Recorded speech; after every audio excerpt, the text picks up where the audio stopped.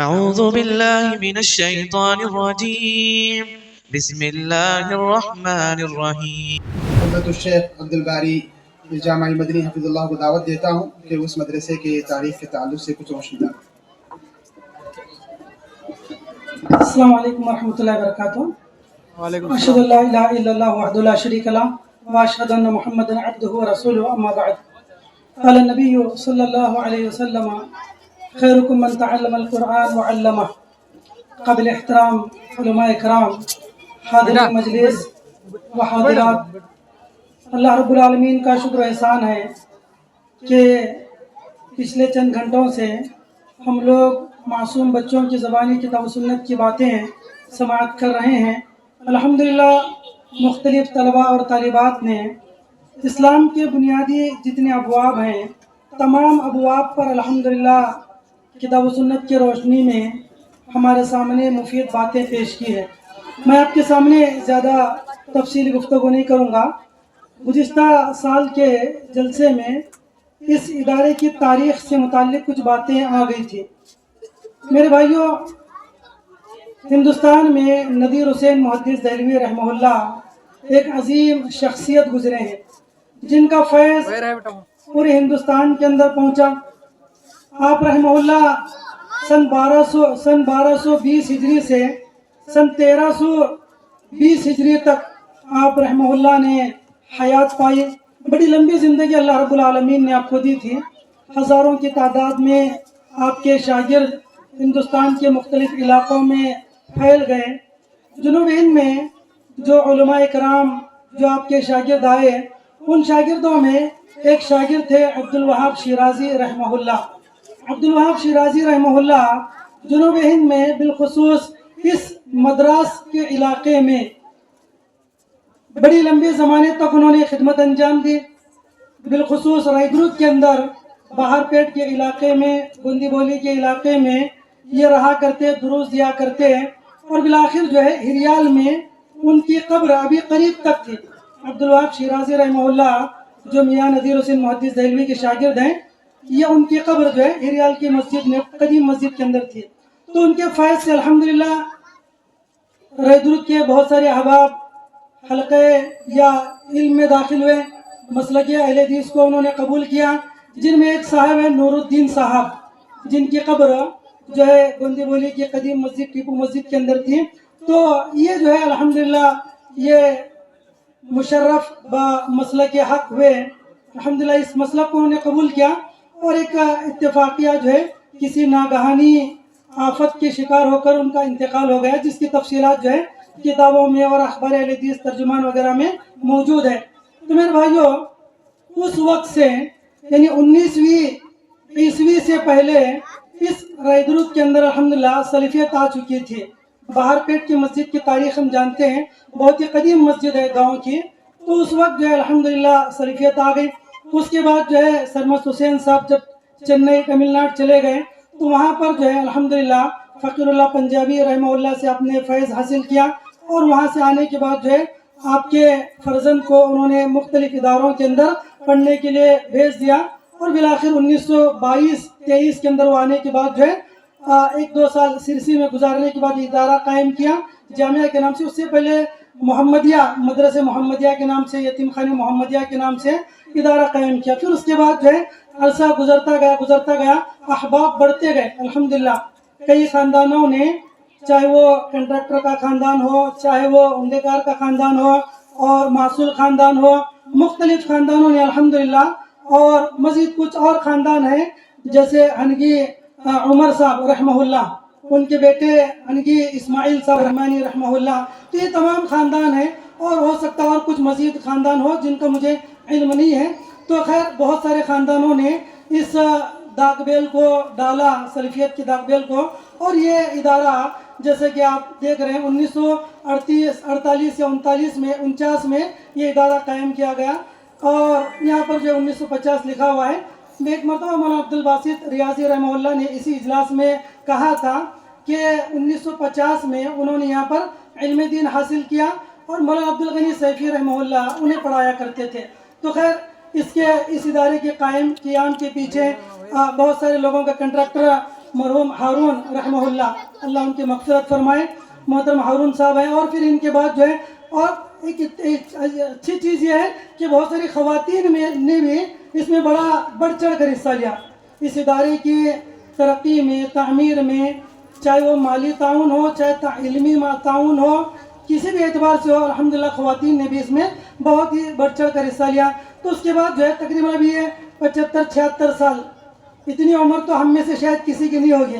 तो बड़ी लंबी उम्र से जो है ये इदारा चल रहा है और इसकी तरक्की होती जा रही है और दिन ब दिन जो है तलबा व तालिबात की तादाद बढ़ती जा रही है। अब तक मुमकिन है सैकड़ों हज़ारों तलबा ने यहाँ से इल्म दीन हासिल किया।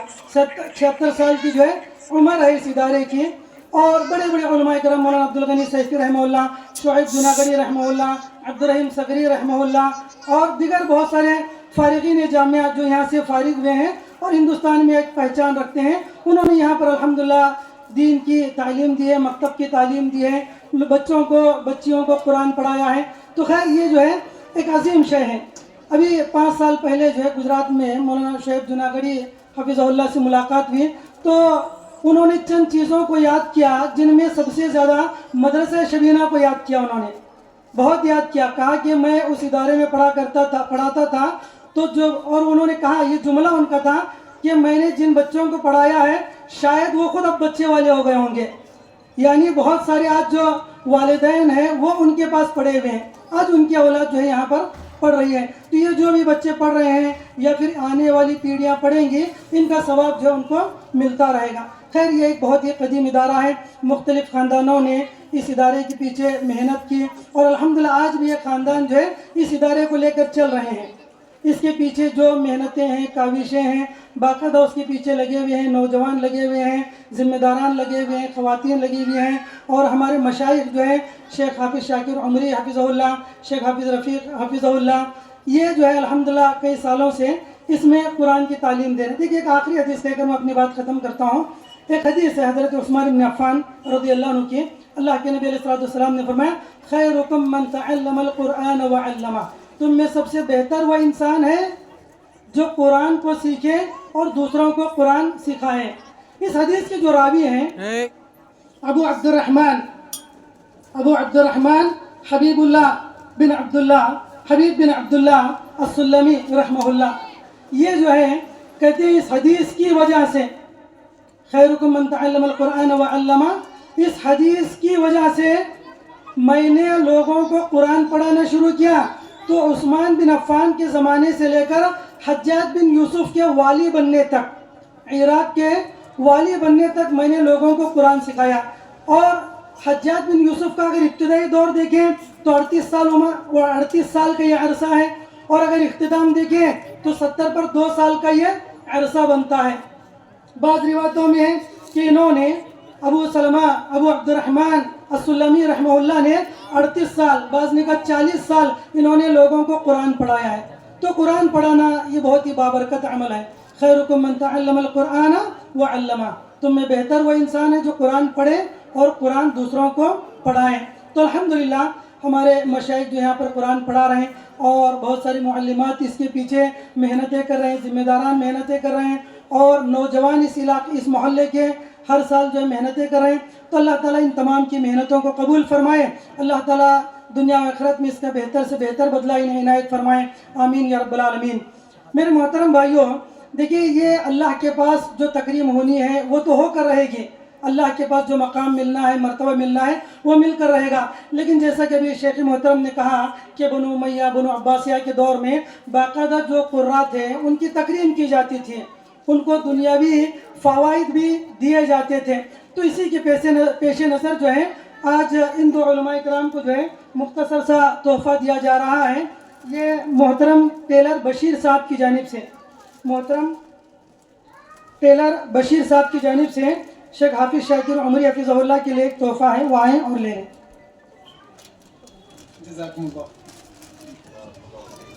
इसी तरह मोहतरम हाफिज़ रफ़ीक जामी हफिज़हुल्लाह के लिए एक तोहफ़ा है, वो भी ले लें। ये हाफिज़ शाकिर साहब जो है उनकी नियाबत में ले लें।